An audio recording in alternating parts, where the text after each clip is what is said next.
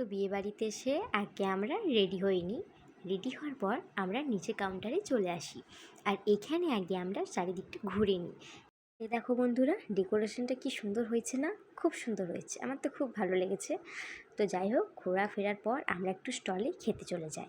আর এখানে অনেক রকমের স্টল করেছিল, ফুচকা ছিল, নানা রকমের কাবাব ছিল, ফিশ ফিঙ্গার ছিল, তারপর চিলি বেবি কর্ন, তারপর তোমার ছিল পনির স্যাটে, কফি, আইসক্রিম, পান। তো আমরা সব কিছুই একটু একটু ট্রাই করেছিলাম, আর সত্যি খাবারগুলো খুব সুন্দর ছিল।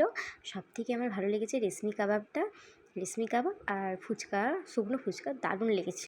তারপর আমরা একটু গল্প করে নিই, একটু গল্প করার পর একটু ছবি তুলে নিই।